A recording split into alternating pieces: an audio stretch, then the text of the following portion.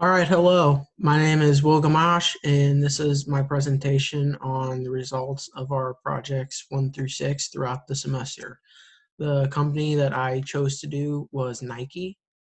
And so the results I found for Project 1, I found their initial public offering was in December 1980, and some of their underwriters included Merrill Lynch, Goldman Sachs, and JP Morgan. Their company president, John Donahoe, was appointed president in January of this year, but he previously served on the board of directors for 6 years prior. And their COO is Andy Campion, and he served as the chief financial officer before becoming COO this year. And so the new CFO is Matthew Friend, and he's been with Nike since 2009. And so Project One continued. Some of their biggest competitors are Under Armour and VF Corporation. And a sector report I found in Morningstar, pent-up demand from the pandemic has caused sales in the retail sector to increase 18%.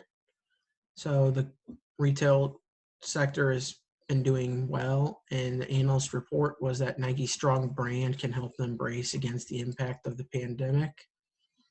Their market cap was 195.93 billion, and the 5-year quarterly growth has been mostly upward, but it did have occasional down quarters, and most recently it was trending upward, but the last few quarters have been down, obviously because of the pandemic has impacted business and how much people are spending. And so on to Project 2, I found that Nike's current ratio, which measures liquidity, I found their current ratio to be 2.48, while the industry average was 1.61. So Nike is better liquidity than average. Their quick ratio, I found to be 1.59, while the industry average was 0.96. And the quick ratio is similar to the current ratio, but it takes inventory out. So it's liquidity without inventory. For inventory turnover, that's how many times a company sells or turns over its inventory. And I found that Nike had a 2.87 inventory turnover ratio, while the industry average was 3.92. So Nike doesn't turn over their inventory turnover quite as much as average in the industry. And for total asset turnover, that's how well a company generates sales with their total assets.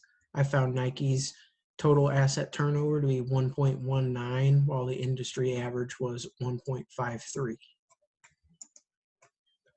And so just some more ratios. I found the debt equity ratio, which is how much is the ratio of a company's total debt to their total equity. I found Nike's to be 1.20, while the industry average was 0.52. And for their times interest earned, that's how well a company has its obligations to pay interest covered. I found Nike's to be 35, while the industry average was 111. And for return on asset, that's the measure of profit for each dollar the company would have in asset. And so Nike has an 8.10 return on asset, while the industry average is 14.94, and return on equity is very similar to return on asset, but that's measure of profits a company's gained for each dollar in equity. And I found that to be 31.52 for Nike, while the industry average was 26.21. And so for Project 3, like I talked about before, I found Nike's return on assets to be 8.110% and return on equity to be 31.52%. Our dividend payout ratio is 57.19%, while their retention ratio is 42.81%. When using these ratios, I found their internal growth rate to be 2.08%, while their sustainable growth rate was 9.41%. And so on to project 4, I found the NPV for the company to be 421,763. And so because the net present value is greater than 0, values added to the company, so they should accept the project. And for IRR, I found that to be 18%. And so like NPV, because IRR is greater than the required return of 14%, they should accept the project. And the discounted payback period I found to be 3 years. And so for project 5, I found the stock price of Nike to be $134.74 per share. The weight of equity I determined to be 95.71% weighted for equity and 4.29% weighted for debt. And the company's beta was 0.82, which that indicates that they're slightly less risky than the market in general because it's less than 1. And the risk-free rate I found to be 0.87%, with the market risk premium being 6%. And I measured that CAPM would be 21%, and the dividend discount model would be 7.72%.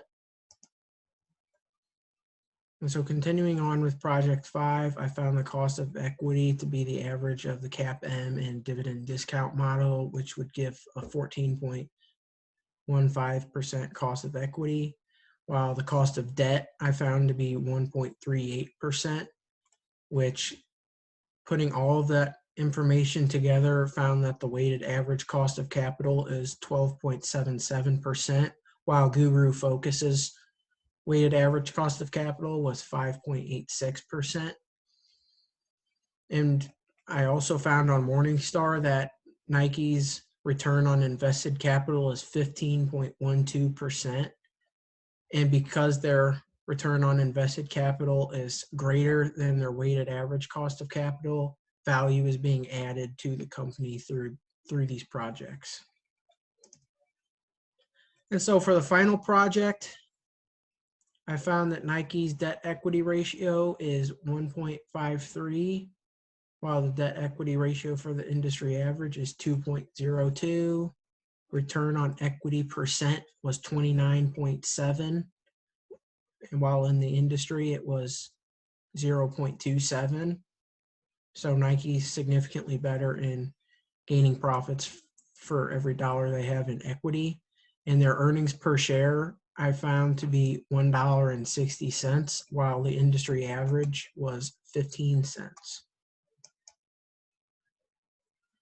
And so the dividends that Nike's given out in 2020 was 95 cents, and that was a 9-cent increase in dividends from last year. And I also found that they have 1,558,000,000 shares of common stock outstanding, and they have repurchased 10 million shares of stock. And that's all I have. Thank you.